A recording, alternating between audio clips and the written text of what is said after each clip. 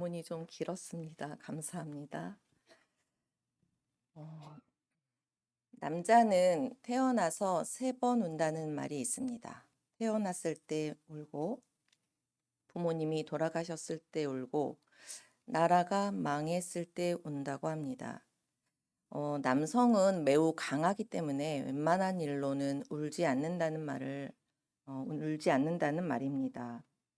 남자가 눈물을 흘린다는 것은 흔하지 않은 일이죠. 오늘 본문에서는 키가 아주 커서 건장하고 잘생겼을 뿐만이 아니라 한 나라의 왕이 소리내어 엉엉 울고 있습니다. 사울 왕이 울게 되는데요. 많은 사람들 앞에서, 그것도 신하들 앞에서 웁니다. 도대체 무슨 사연이 있었길래 사울은 대성통곡하며 울고 있을까요? 사울 왕이 왜 울었는지 살펴보면서 저와 함께 은혜를 나누도록 하겠습니다. 하나님은 이스라엘의 요구대로 왕을 세우게 됩니다. 사울이 왕이 되었는데요. 그러나 이 사울은 하나님 앞에 치명적인 잘못을 몇 가지 저지릅니다. 사울의 마음의 중심에는 하나님이 없었기 때문에 치명적인 잘못을 저지르게 되는데요. 제사장이 드려야 하는 제사를 사울 마음대로 드리고 전쟁에서의 전리품을 모두 죽이라는 하나님의 명령에 불순종하여 전리품을 없애지 않았습니다. 이런 사울과는 달리 오늘 본문에 등장하는 다윗은 어땠을까요? 다윗은 우연히 심부름을 하러 갔다가 골리앗이 하나님의 군대를 모욕하는 것을 참을 수가 없어서 골리앗과 싸워 승리하게 됩니다. 다윗이 승리하게 되자 백성들은 너무 좋았어요. 그래서 여자와 아이들이 소고치고 노래하며 춤을 춥니다. 뭐라고 노래하냐면요. 사울이 죽인 자는 천천히요. 다윗은 만만히로다 라고 노래해요. 사울이 이 노래를 듣고 화가 났습니다. 나는 천천히고 다윗은 만만이라고? 다윗이 이 나라를 가질 수도 있겠구나.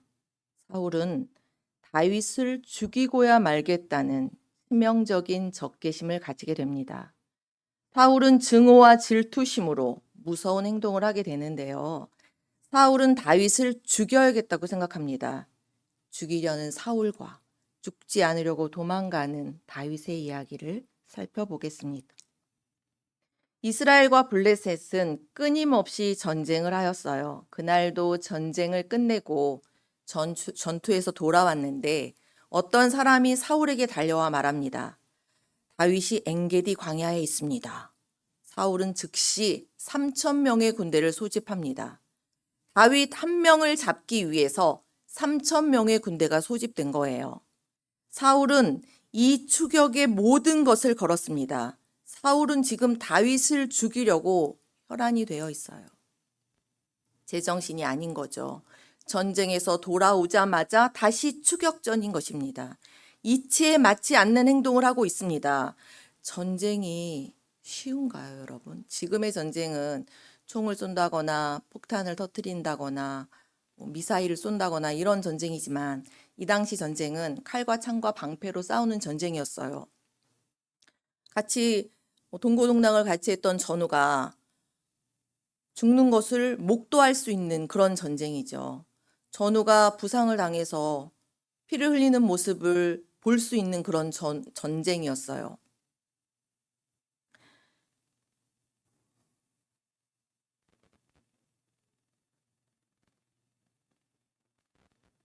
죽을 수도 있다라는 극도의 긴장과 피곤함 가운데 전쟁을 치르고 돌아왔는데 다윗 한 사람을 잡기 위해서 3,000명의 군대가 다시 엔게디로 가는 겁니다.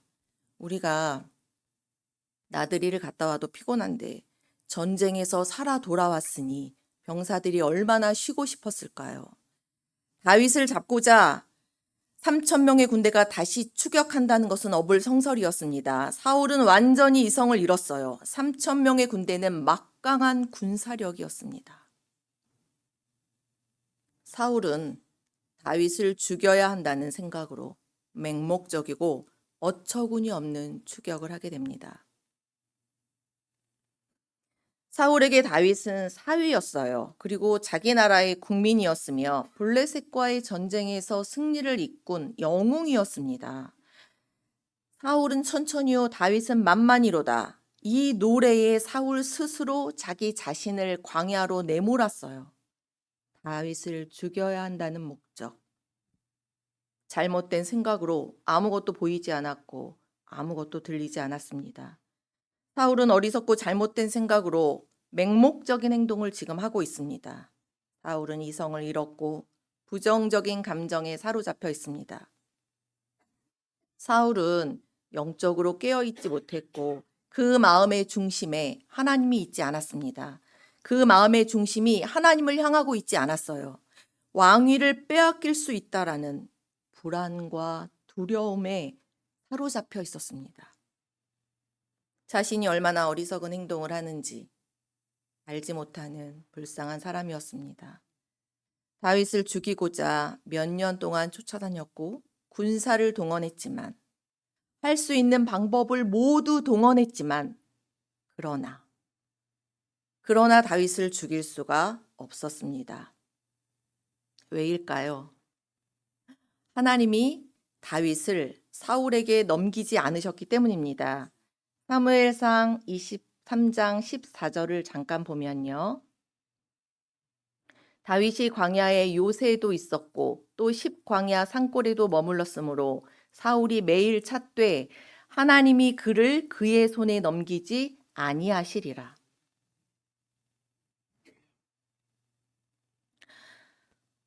엔게디 동굴에 임한 하나님의 은혜 첫 번째, 하나님은 다윗을 지키셨습니다.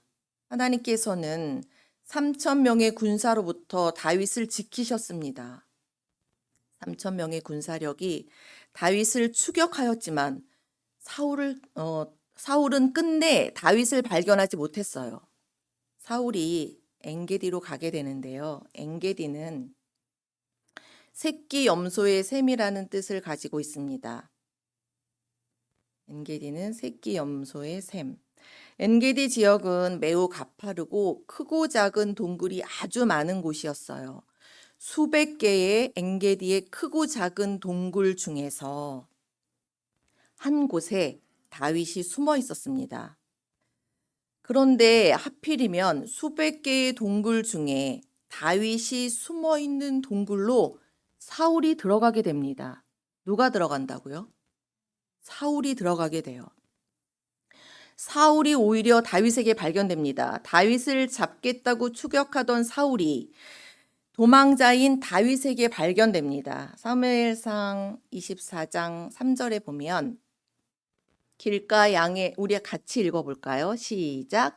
길가 양에 우리의 이른즉 굴이 있는지라 사울이 뒤를 보러 들어가니라. 다윗과 그의 사람들이 그 굴 깊은 곳에 있더니. 여기서 뒤를 보러 갔다는 것은 발을 가렸다. 히브리어를 완곡하여 표현한 것인데요. 발을 가렸다는 이 표현은 용변을 보기 위함이었다. 사울 왕이니까 옷이 길었겠죠. 그래서 용변을 보기에 거추장스럽고 치렁치렁했어요. 그래서 겉옷을 잠시 벗어서 두었습니다.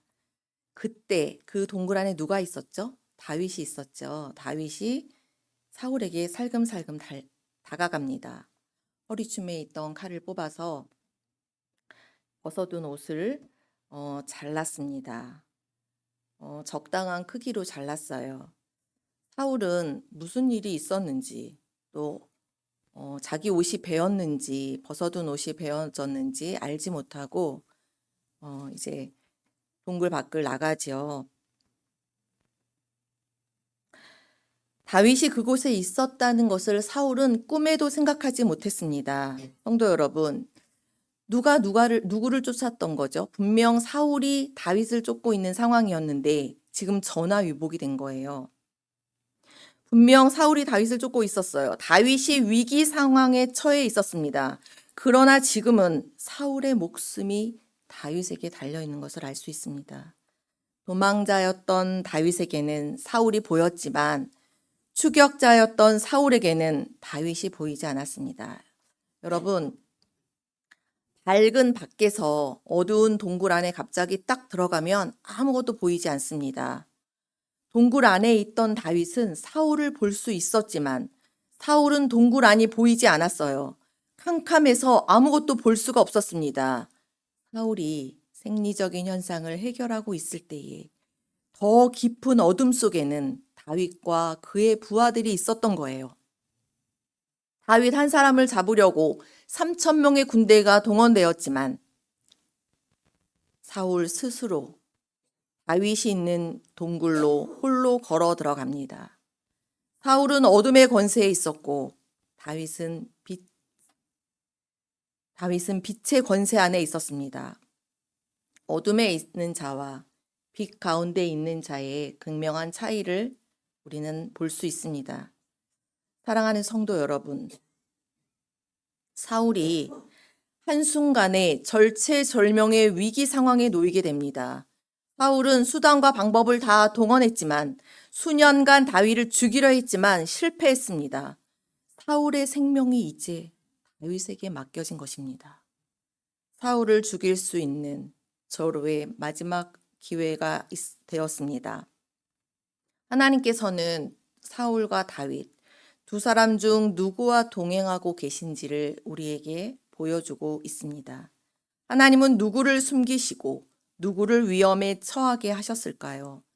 다윗이 요나단에게 말한 내용이 성경에 있는데요. 사무엘상 20장 3절 이하에 보면 이렇게 기록되어 있어요. 나와 죽음 사이는 한 걸음뿐이니라. 나와 죽음 사이가 한 걸음뿐이라고 합니다. 다윗은 자기가 사울에 의해 죽을 수도 있다라는 것을 다윗은 알았어요. 여러분, 하루 이틀도 아니고 한두 달도 아니고 수년간을 도망 다녀야 된다고 생각해 봅시다. 결코 쉬운 일이 아닙니다. 성경에 보면 식량을 구하느라고 애먹은 곳이 곳곳에 드러나 있습니다. 편안하게 식사를 할 수 있었을까요? 편안하게 잠을 잘 수 있었을까요? 요즘에 계속 더워서 밤잠을 설치곤 합니다. 너무 더워서 잠을 잘 자지 못하면 그 다음날 활동하는데 매우 피곤한 걸 알 수 있어요.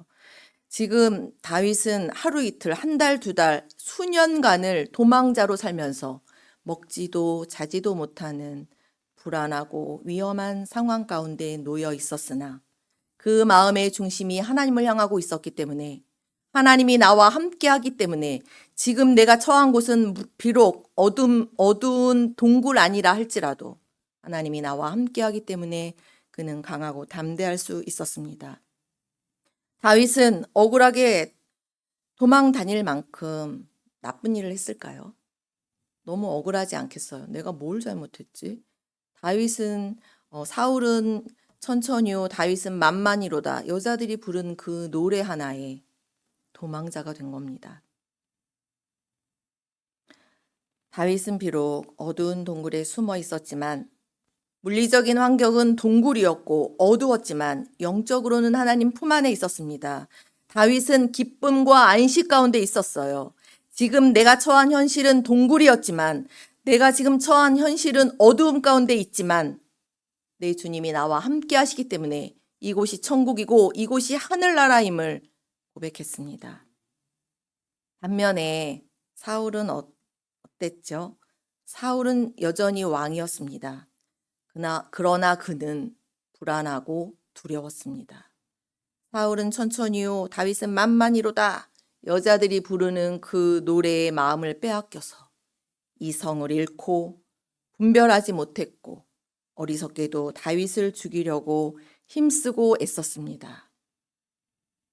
오히려 동굴 안으로 혼자서 자신이 위험에 처하게 됩니다. 유유히 걸어 들어오는 사울을 보고 다윗의 군사들이 야단이 났습니다. 절호의 기회가 왔습니다. 자기 발로 들어온 저 사울을 죽여야 합니다. 지긋지긋하게 도망다니는 이 도망을 오늘 여기서 끝내야 합니다. 사울을 죽인다면 이제는 도망다니지 않아도 됩니다. 사울이 죽는다면 다윗, 당신이 이 나라의 왕이 될 수 있습니다. 사울을 서로 죽이겠다고 다윗의 부하들이 야단법석입니다. 명령만 하십시오. 제가 사울의 심장에 창을 던지겠습니다. 명령만 하십시오. 사울의 심장을 꺼내오겠습니다. 라고 이야기해요. 그러나 다윗은 이렇게 말합니다. 하나님께서 기름 부으신 왕을 내가 어찌 죽일 수 있겠느냐. 사울을 죽일 수 없다고, 사울을 죽여서는 안 된다고 부하들을 설득하고 있습니다. 그리고는 사울의 겉옷자락을 자르죠. 다윗은 왜 사울의 겉옷을 잘랐을까요? 화면 띄워주시면 첫째, 기름 부은 왕이기 때문입니다. 복수는 사람이 하는 것이 아니라 하나님이 하시는 일이기 때문입니다. 사울에 대한 사랑의 마음이 있었기 때문에 겉옷을 베었습니다. 엔게디 동굴에 임한 하나님의 은혜 두 번째, 다윗은 하나님이 일하시게 했습니다. 생리적인 현상을 해결하고 아무것도 알지 못한 채 엔게디 동굴을 유유히 빠져나가 어느 정도 거리에 갔을 때에 다윗이 사울에게 외칩니다. 내 주 왕이시여. 그러자 사울이 뒤돌아봐요. 다윗이 사울을 향하여 먼저 절을 합니다. 왕이시여, 도대체 왜? 무슨 이유로, 무엇 때문에 나를 죽이려고 하십니까? 동굴에 있던 왕을 나는 죽일 수 있었습니다. 우리 부하들이 왕을 죽이려고 했어요. 그러나 나는 하나님께서 기름 부으신 왕을 죽이지 않았습니다. 내 손에 있는 왕의 옷자락을 보십시오 하고 옷자락을 막 흔듭니다. 나는 왕의 옷자락을 자르고 죽이지 않았습니다. 내 손으로 왕을 해치지 않았어요. 하나님께서 나의 억울함을 살펴주실 것이며 나를 왕의 손에서 구원하실 것입니다. 하나님께서 옳고 그름을 가릴 것이며 하나님께서 심판하실 것입니다. 이렇게 다윗은 하나님이 일하시게 했습니다. 다윗이 하는 말을 듣고 사울이 크게 소리내어 엉엉 웁니다. 내 아들 다윗아, 내 아들 다윗아.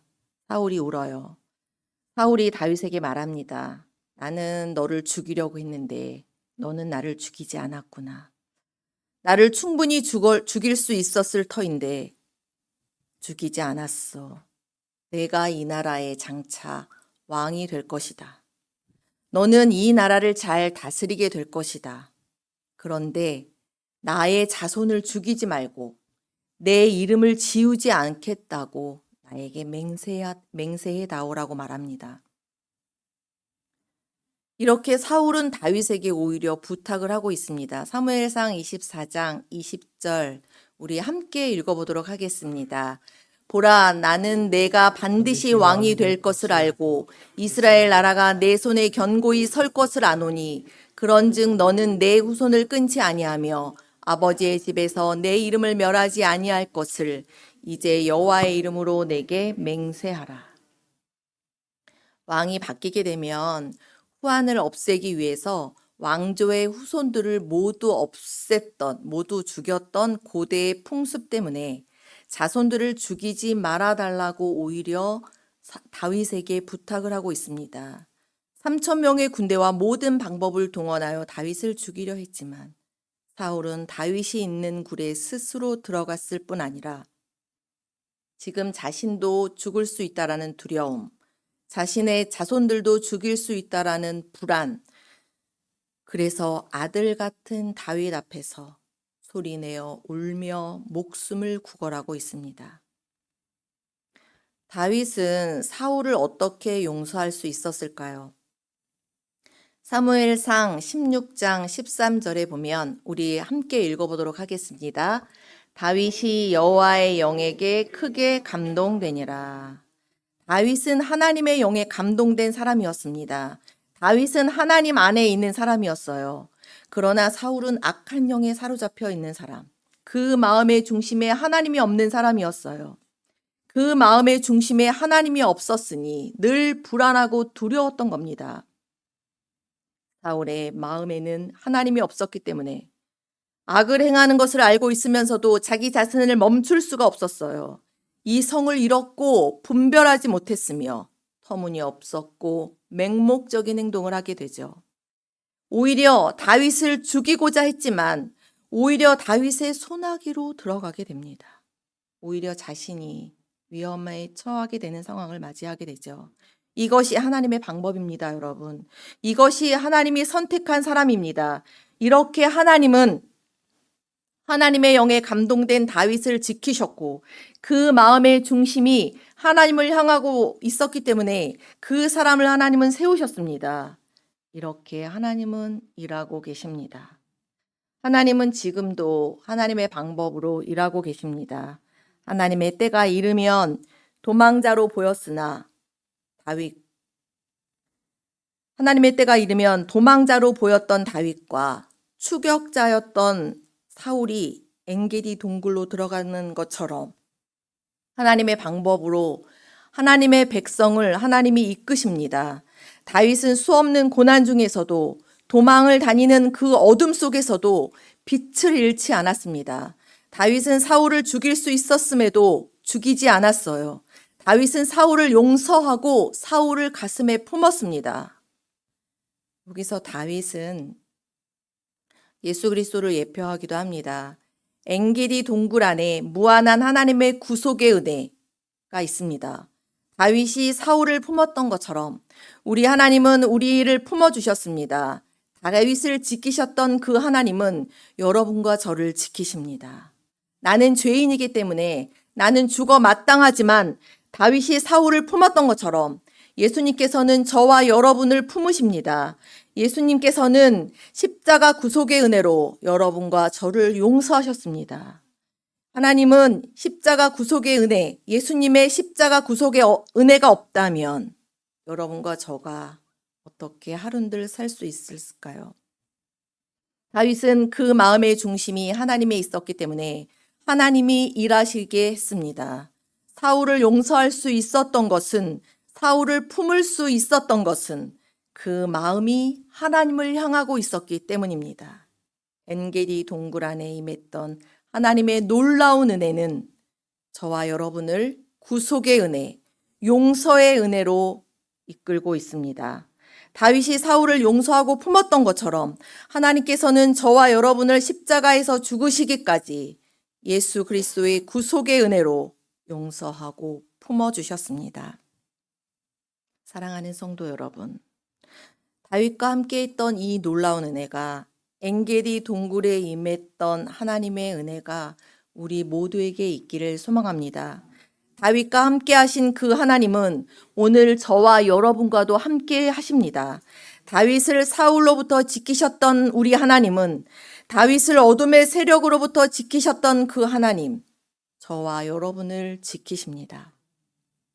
엔게디 동굴 안에 임했던 하나님의 놀라운 은혜는 두려움과 불안을 어려운 환경 가운데 있다 할지라도 그 마음의 중심이 하나님을 향한다면 죽음이 변하여 생명이 되게 하셨던 것처럼 도망자처럼 보였으나 다윗을 살리신 그 하나님은 분명 추격자였으나 목숨을 구걸하는 사울, 다윗을 죽음 가운데 살리시고 다윗과 함께 하셨으며 다윗을 이끄셨던 그 하나님은 오늘 저와 여러분과 함께 하시고 저와 여러분을 이끌고 계십니다. 기도하겠습니다.